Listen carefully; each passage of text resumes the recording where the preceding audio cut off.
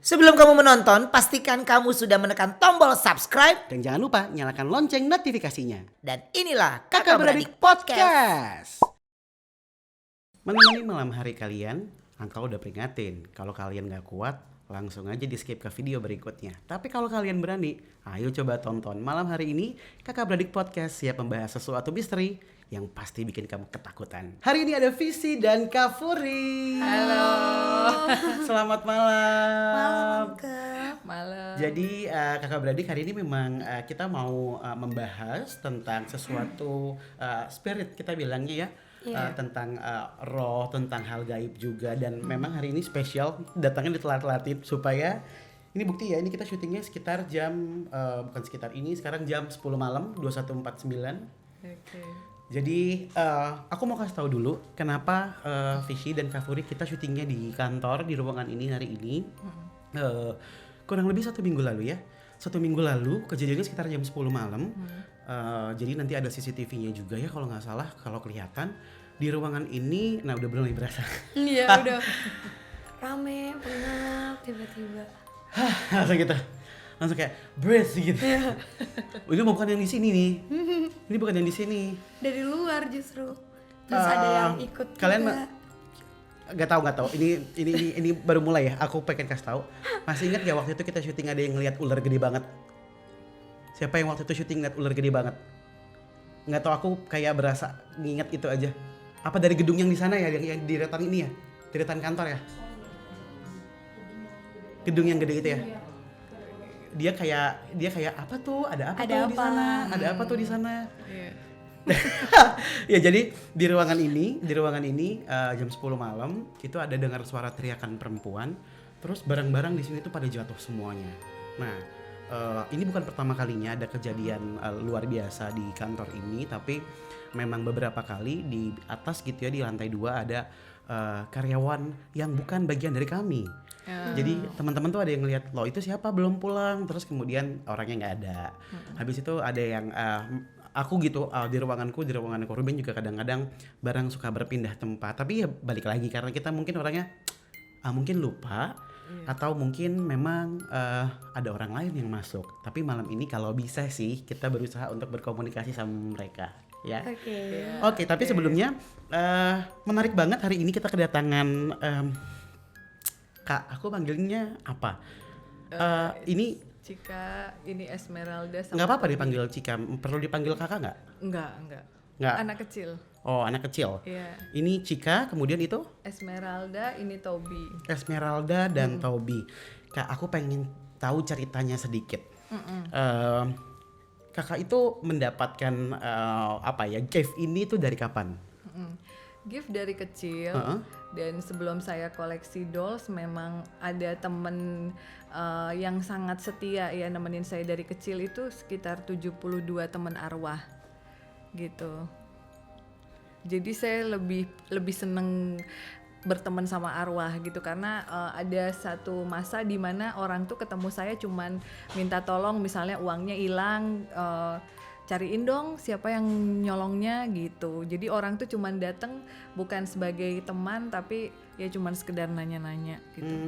Jadi makanya setelah punya boneka, kadang saya beli dolls kosongan, saya isi sama teman arwah saya di situ. Waktu pertama kali kakak sadar, wah aku punya sesuatu di dalam diriku. Aku ini anak yang punya sense lebih berarti ya kita bilangnya. Itu apa wujud pertama kali yang kakak lihat? Wujud pertama kali kuntilanak ya di pohon cengkeh. Jadi waktu kecil sempat berpikir bahwa orang lain yang tidak normal, saya yang normal gitu. Jadi nggak takut karena masa sih kamu nggak lihat, kamu nggak normal nih kayak gitu karena masih kecil. Walaupun ternyata kuntilanak yang dilihat itu bentuknya tidak seperti perempuan biasa kan? Iya, tapi nggak ada rasa takut waktu itu. Saya juga nggak ngerti kenapa. Nggak tahu, aku mungkin aku nebak aja. Kuntilanaknya waktu itu yang dilihat ya bukan perempuan berjubah putih rambut panjang kan? Perempuan berjubah putih rambut panjang, cuman karena pohon cengkehnya tinggi jadi saya cuman ngelihat kaki sama roknya doang. Jadi saya belum bisa ngelihat bahwa dia tuh serem banget gitu. Cuma itu ada apa ya gitu di atas gitu. Terus akhirnya ketika melihat itu mencoba berkomunikasi nggak sama kuntilanaknya? Enggak, waktu kecil enggak sih. Oh ya, Jadi oke. setelah dewasa tergabung di komunitas Indigo, ketemu sama anak-anak Indigo World, akhirnya memang sudah mulai membuka untuk komunikasi kayak gitu. Oke. Terus doll pertama yang kakak punya tuh siapa? Yang pertama saya punya tuh Lulu Annabelle Laura, diberikan oleh salah satu teman saya yang dia ketakutan, anaknya tuh masih bayi, setiap ngelihat boneka itu nangis. Nah dari situ akhirnya saya bawa, tapi yang ada isinya cuma satu. Oke, dari Lulu Annabelle Laura yang ada isinya cuma satu. Akhirnya yang dua tuh berebut tuh teman-teman saya, mau masuk ke situ mami, mau masuk ke situ, ntar dulu kayak gitu. Oh, oke. Nah Iya, jadi sekarang saya udah ada 96 spirit dolls di rumah gitu, nanti harus datang ke rumah saya buat lihat satu-satu minum susu seru gitu. banget, seru banget. Mereka oke, langsung ke pertanyaan dari 96-nya. Mungkin agak aneh, tapi ketika orang ngeliat, wah ada boneka bisa minum susu, buat aku seru aja gitu. Kayak ya seru aja. Ada boneka bisa minum susu. Iya. Selain minum susu, mereka biasanya apa sih aktivitasnya? Kalau saya nggak berani pasang CCTV ya, karena dengan mereka ngelemparin permen aja saya udah kaget juga gitu. Jadi paling saya ngelihat mereka minum susu aja saya udah ya udah deh happy gitu kan. Orang teman-teman saya juga ngelihatnya nggak terlalu takut gitu. Cuman ya kadang susah juga sih ngaturnya kalau banyak kayak gitu. Ya, oke. Kalau sekarang ini katanya kalau visi itu ada adopsi boneka ya dari Kafuri. Sebenarnya Gimana, Yum? bukan adopsi sih Kak. Jadi ulang tahun kita itu cuma beda 1 hari. Kapan? Aku 1 Mei. Ya, Kafuri? saya 30 April kemarin. Oh ya, oke. Iya, jadi pas beda 1 hari, Kak Furi ngehadiahin aku boneka. Oh. Tapi pertanyaan awal tuh, Frisly kamu mau yang cantik atau yang serem? Ya jelas dong aku jawab yang cantik. Terus? Aku nggak mau yang serem gitu, karena udah cukup aku ngeliat yang serem-serem. Pas udah dikasih bonekanya itu benar-benar cantik banget, tapi karena mamaku pecinta boneka, jadi itu tuh yang ngurusin mama. Oh, oke. Cuma itu juga awalnya Marsha juga agak yang kenapa Fishy, kenapa harus ada dia, kenapa harus Jealous. ada dia. Marsha Iya, mana? di samping aku. Oh, ya, oke. Tapi lama-lama dia jadi kayak, oh Fishy tidak apa, aku bisa masuk, aku bisa cari teman baru. Lalu adalah anak kecil perempuan yang masuk ke sana, dan dinamakanlah boneka itu boneka Sisil. Boneka Sisil. Boneka, oke, ini ada boneka Sisil, terus kemudian tadi ada 96 lainnya. Perawatannya itu apa aja sih? Mahal apa enggak kalau merawat boneka? Kalau mungkin baju atau mungkin ada treatment khusus? Kalau treatment khusus, kalau aku pribadi jujur aku tidak terlalu koleksi boneka dan tidak paham. Ya, tapi kalau untuk Sisil? nah kalau Sisil itu karena mama sayang banget, baju tuh kayaknya lebih banyak mau beliin baju Sisil daripada aku Kak. Bisa beli baju Iya. sendiri. Iya bener-bener dibeliin baju, terus juga dipakein perhiasan sih, dipakein sama mama. Oh, oke. Bener-bener dirawat kayak anak, jadi Iya, kayak iya. mama sisirin dan lain-lain kayak gitu. Kalau Kak Furi gimana? Lumayan sih, tapi sekarang alhamdulillah udah banyak dapat endorse dari baju dan lain-lain. Oh iya, akhirnya. Akhirnya, soalnya kalau enggak kebayang ya, satu anak kalau yang satu dibeliin baju baru, satu enggak, ini kan harus jahit juga ukurannya kan. Iya. Jadi ya alhamdulillah sih. Kalau orang tua kan ngomongnya enak, kalau satu dibeliin satunya pasti mau. Kalau Kak Furi ngomongnya kalau satu dibeliin 95-nya gimana? 96 soalnya. Iya betul. 96 itu berarti kurang lebih hampir 5 kodi loh. Hampir 5 kodi. Iya kan? Kak, kalau untuk biaya maintenance tadi kan ada susu, terus kemudian ada baju. Nah, baju kan udah ada yang endorse ya. Yang paling mahal biaya endorse-nya tuh siapa? Yang banyak endorse Cika sama Caca. Kenapa? Jadi Cika ini sudah berhasil menjodohkan 5 orang sampai menikah. Jadi dia tipe gumare yang kalau ada teman atau klien saya pengen dapetin jodoh, saya suruh dia bawa Cika jalan-jalan, tapi apa yang dia minta harus dikasih. Cara ngomongnya gimana? Ngobrol aja, meskipun gak indigo gitu. Cika aku tuh galau banget pengen nikah gini-gini. Ajak makan, sisain satu mangkok ngobrol, curhat aja sama Cika. Nanti pas pulang Cika akan ngobrol sama saya. Misalnya Mami kasih tahu sama temen yang tadi calon suaminya itu nggak setia, punya pacarnya 2 gitu. Calon suaminya dia tuh bukan yang itu, tapi rambutnya keriting, giginya nongol. Loh kok jelek amat, jelek tapi baik gitu. Dan ternyata alhamdulillah nikahnya memang sama yang giginya nongol dan keriting. Jadi dapat hadiah gitu. Iya. Tapi tadi dibilang katanya kasih aja yang Cika mau gitu kan.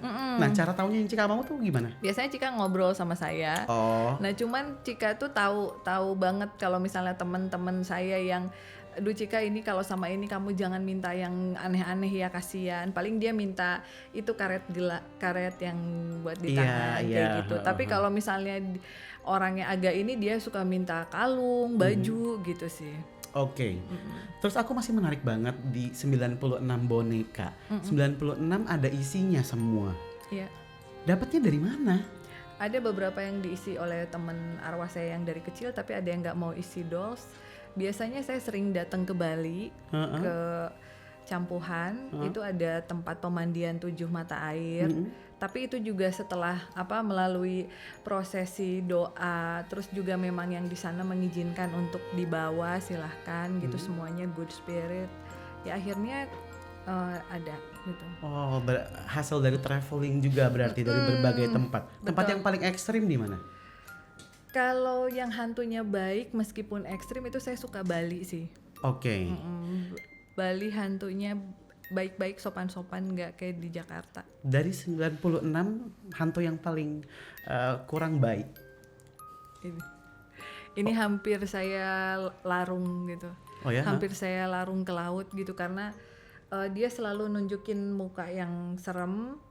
Terus dia kayak saya udah ajak dia tidur bareng, udah kamu di sini jadi anaknya mami. Saya udah galakin, dia malah tambah galak gitu.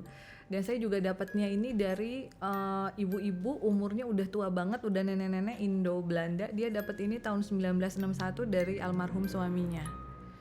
Gitu. Jadi setiap mau dibuang ada aja kejadian, setiap mau dibuang ada kejadian. Akhirnya saya memberanikan diri ngurus setelah dia DM gitu. Tapi ya luar biasa sih, 6 hari saya nggak bisa tidur. Kenapa? Digangguin mulu, suara, bunyi, apa ini itu, pokoknya aneh deh. Tapi sekarang alhamdulillah jadi anak yang manis, nice. Dulunya dibunuh. Kenapa dibunuh? Kenapa dia? Dulunya diperkosa terus dibunuh, tapi udah lama banget kejadiannya sebelum kemerdekaan. Cuman karena saya bukan indigo retrocognition, jadi saya tidak terlalu bisa nyampein kejadiannya. Persisnya nah kalau yang retro dia. Iya, yang kayak kejadiannya seperti apa, terus saat itu kondisinya gimana gitu ya. Terus yang aku pengen tanya juga gitu ya, ada nggak boneka yang misalkan kalau abis syuting atau pada saat syuting bete, marah, terus pulangnya bete gitu? Iya, jadi waktu itu saya lagi collab sama Atta Halilintar. Nah si pegawainya Atta itu kayaknya ngelamun gitu, banyak pikiran. Nah terus si Cika ini bilang ada penghuni di rumahnya Atta, di dapurnya itu bapak-bapak, dia bilang, kasihan kamu nggak dikasih minum, aku dikasih susu, diledekin, langsung kerasukan. Tapi itu kerasukannya beneran yang semua dilempar, mau pecah, terus kasihan deh, mana orangnya kurus banget, pokoknya itu gila deh kerasukannya. Nah setelah itu Atta minta saya untuk bawa bonekanya semua keluar ke ke mobil, karena memang si hantunya marah, keluar gitu, ngusir boneka-boneka saya. Saya bawa 9 boneka waktu itu, memang mintanya banyak. Jadi saya bawa semua, baru dia tenang gitu. Oh gitu. Gak suka ini suka ngeledek. Cika yang di sini nggak usah diledek ya. Diem. Kenapa emang? Nggak apa-apa, mereka pas sedang bercanda kok. Mereka senang anak-anak soalnya. Coba Cika ngobrol sama salah satu. Udah pada pucat. Terus aku kan sempat dengar ya gitu ya, Kak Furi itu kan maksudnya tahu dapat pertanda kalau ada orang mau kena santet atau ada orang yang istilahnya diguna-guna, mungkin orang lebih paham dengan kata-kata itu ya. Nah biasanya dapat feelingnya tuh kayak gimana sih? Biasanya dari nama lengkap, tanggal lahir. Walaupun orangnya nggak kenal. Walaupun orang yang nggak kenal, tapi kita ada kode etik di Indigo bahwa kita tidak boleh membuka tabir hidup seseorang terlalu gamblang. Seperti misalnya ada kasus pembunuhan atau apa, kita boleh ungkapkan semua karena untuk kepentingan penyelidikan. Tapi kalau untuk orang nih misalnya si A, nggak boleh kita buka 100%. Itu ada kode etiknya. Paham. Makanya aku juga bilang kadang ketemu sama orang yang bilang aku nih indigo, kamu nih orangnya bla bla bla. Apaan lo? Orang gue juga nggak nanya. Ini orang yang begini-gini kadang-kadang suka diragukan nih gitu. Ada orang yang kayak itu tuh kamu di belakangnya ada yang ngikutin, ada yang pegangan, ada punya ini, punya itu. Sesungguhnya biasanya kalau orang yang punya sesuatu, mereka cuma tinggal atau senyum. Gitu Dan kita aja tidak biasanya. mungkin ngomong sebelum kita ditanya sih. Yes, betul, setuju banget, setuju. Nah, kalau misalkan Toby, Cika dan Esmeralda, cantik banget, cantik banget. Vici bisa komunikasi nggak sama mereka juga? Udah. Tapi dari tadi aku diledekin sama Cika. Karena sebelum kita syuting, sebenarnya kan kita udah kumpul dan ngobrol-ngobrol tentang jodoh lah, pacar dan lain-lain. Terus, lagi mau dijodohin sama Cika nih? Enggak. Iya gitu. Enggak, justru Cika ngeledekin. Jangan-jangan ini gelangnya Cika dari Vici ya? Enggak. Vici ngerayu kamu ya, biar kasih tahu ya. Terus gue malah diledekin Kak. Kenapa? Dia gak mau jawab. Dia terus Itu gelang kakinya dari Frisley kayaknya. Ini gelang kakinya. Cika aku lihat ya sayangnya. Aku lihat ya, cantik, anak manis. enggak. Aduh, lucu banget kalau lagi main bunyi dong. Gemas. Tapi kebayang gak sih kalau tiba-tiba denger bunyi itu dan dianya diem aja? Kan ini emang anaknya mami kan. Iya. Jadi kalau mami mau cari, dengar dulu suaranya di mana. Berarti ini Cika gitu ya. Iya, buat orang yang tidak biasa sama hal ini akan jadi menyeramkan. Tapi kalau buat mami, ayo nih mana suaranya nih, gue cari nih di mana gitu ya sih, Kak? Iya. Iya kan? Happy. Udah mulai tambah serem sih. Oke, coba dong aku pengen komunikasi nih, coba antara Marsha, Cika, Toby sama Esmeralda. Marsha, Cika, Toby, Esmeralda ini kalau misalkan mereka lagi berkumpul, biasanya apa yang diomongin sama mereka? Kalau Marsha sih dari tadi tertarik banget sama Esmeralda. Mungkin karena ceritanya hampir sama, cuma beda di umur. Cuma kalau misalnya ke Toby, Marsha itu malu-malu. Karena ganteng. Kalau ke Cika, Marsha tidak mau. Kenapa? Karena menurut Marsha, dia mungkin lebih bisa aktif dan deket sama aku, mamaku. Jadi Marsha cemburu. Oh iya. Jadi Cika ini maksudnya Marsha ini jealous sama Cika gitu. Tapi kalau sama Esmeralda apa yang bikin Marsha itu tertarik sama Esmeralda? Kayak cerita perjalanan kehidupannya dari si Esmeralda, terus juga Apa karena mungkin tadi pas kita obrolin kali Esmeralda dulu kenapa? iya, dan itu sebelumnya kan padahal tadi kita nggak ada ngebahas ya Kak. Tiba-tiba si Marsha tuh udah ngejelasin panjang lebar ke aku. Oh ya, Udah seperti biasa ya. Terus? Kayak biasa, kayak tadi dia juga udah bilang kok nanti belum datang. Aku kan sempet tanya kan, kenapa nanti kok belum datang, aku belum mau ke atas. Maksudnya tidak sopan Vici kalau aku ke atas tapi kakaknya belum datang. Kakak siapa? Mungkin yang dimaksud uncle. Oh. Dia mau ke atas tuh tidak sopan. Oh, gitu. Kalau uncle belum datang kayak Iya, gitu. pinter. Iya. Kita sempat waktu pertama kali syuting di rumah sempat nggak tahu, tiba-tiba aku dapat feeling aja, aku memang menurutku Marsha ini anak yang manis, baik, menyenangkan. Iya. Dan memang kalau misalkan aku ketemu sama Cika, Esmeralda sama Toby, memang yang paling serem tuh Esmeralda sih. Maksudnya dia tuh anaknya kurang riang ya. Iya. Anaknya kurang riang, terus nggak tahu gitu pokoknya lah bentuknya dia ya. Oke, kalau misalkan kayak sekarang ini nih, ada Cika, ada Toby juga, ada Esmeralda, ada Marsha, mereka ini sekarang sudah bisa ngomong belum sama orang, maksudnya makhluk-makhluk yang ada di sini? Udah sih. Tuh ada kru-kru pada bilang katanya barusan ada suara cewek teriak di lantai 2. Di atas. Iya. Oh ya?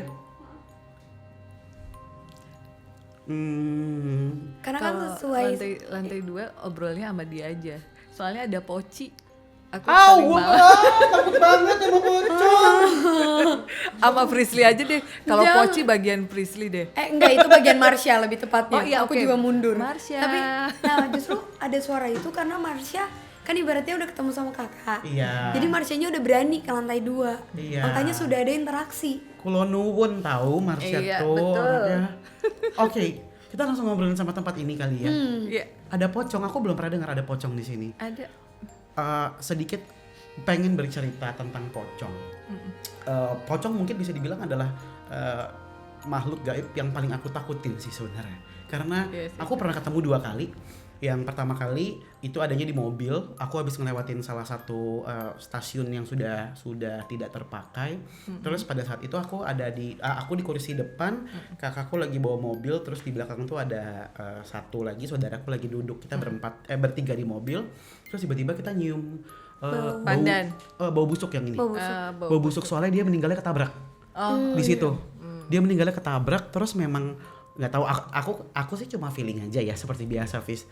Itu meninggalnya ketabrak dan ada bagian tubuhnya yang memang nggak masuk ke dalam gitu. Nah akhirnya bentuk mukanya tuh jadi bentuk mukanya tuh kayak hitam gitu. Terus dia cuma kelihatan segini aja dan semuanya gelap gitu.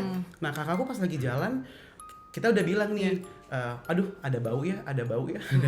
Aku udah bilang itu bau bensin. Aku dapat feeling. Terus kakakku ngomong enggak, bau anyir, bau mayat ya kata dia gitu, bau mayat. Aku bilang enggak, itu bau ini kok, bau mobil, bau bensin. Enggak, terus pas dilihat ke belakang, bener ada pocong di sini. Tapi itu cuma dia yang lihat waktu itu, aku cuma berasa aja. Oke. Yang kedua kali pengalamanku ketemu pocong, percaya atau enggak, tapi saat itu aku tinggal di daerah yang bisa dibilang cukup banyak sekali hal-hal gaibnya. Jadi salah satunya ada tetanggaku yang meninggalnya itu karena overdosis.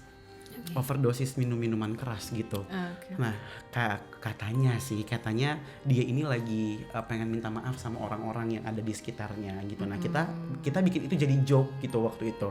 Jadi saat itu aku bangun, aku tiduran kayak gini, tiba-tiba aku tuh sadar, aku kebelet, terus aku sadar kayak kok ada yang jalan ya. Tunggu, tapi kok bukan jalan gitu. Terus dalam hati kayak, aduh kok dia lompat gitu. Iya. Aduh kok lompat.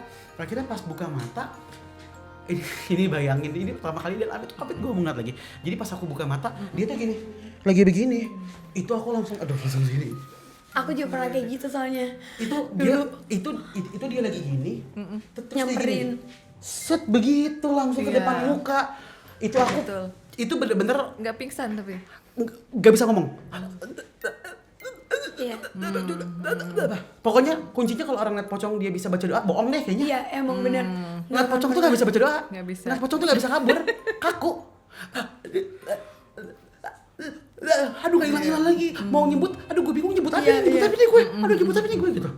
Jadi dari situ aku udah, kayaknya kalau enggak ngomongin deh. pocong enggak deh. Enggak, Tapi iya. kayaknya anak indigo juga nggak ada yang punya asuhan pocong. Bener Kayak banget. Kunti mereka masih punya apa, tapi kalau pocong nggak kayaknya. Karena berurusan sama dia tuh kayak ibaratnya gimana ya, mungkin dia bisa minta tolong ke kita, entah yang ngomong tolong entah apa, tapi ujung-ujungnya dia akan menimbulkan hal yang sebenarnya itu berefek negatif ya kak, dari segi aura dan lain-lain, karena Oke, memang aku mengganggu. penasaran. Aku juga penasaran. Kamu kapan pernah ketemu pocong dan seperti apa bentuknya? Jadi aku waktu ketemu itu waktu aku SD, tapi itu setelah aku sadar kalau mereka itu bukan sama seperti kita.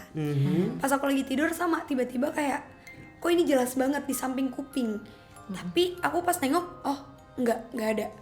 Aku merem lagi, bunyi di sebelah sini. Aku nengok lagi, oh nggak ada. Tiba-tiba lagi bener-bener nggak ada bunyi, hening. Mataku kayak dipaksa untuk melek. Pas aku melek sama, pocongnya itu berdiri tapi dia kayak gini. Iya. Dan yang aku lihat mukanya bener-bener hitam, Ya, cuma hitam. kelihatan bolongan matanya aja yang jelas. Udah. Dan matanya tuh bukan nyala yang kayak di film-film itu loh. Malah kayak bolong, kayak Bolong, masuk. matanya Iya. tuh masuk ke dalam, terus Iya. mukanya hitam. Terus pocong tuh identik dengan bau yang nusuk banget. Benar banget. Itu bener banget, aduh. Nggak pingsan tapi Frisly. Oh sakit kak. Oh iya, Lebih dari 1 minggu. Aku kaku sih, kaku. pasti. Gitu. Nah, ini yang bikin penasaran dan aku mumpung lagi ada temennya, jadi agak berani sedikit. Kakak bilang ada poci di atas. Udah ngeliat bentuknya kayak gimana? Udah. Bisa nggak kesini? Tunggu, tapi jangan dijawab karena nggak berasa udah 30 menit. Habis ini kita mau interaksi. Jangankan sama pocong, sama kuntilanak, sama semua makhluk gaib yang ada di kantor ini. Hari ini please welcome datang ke ruangan ini, kita pengen ngobrol sama kalian. Buat kalian semua, jangan lupa juga untuk nonton Kakak Beradik part kedua.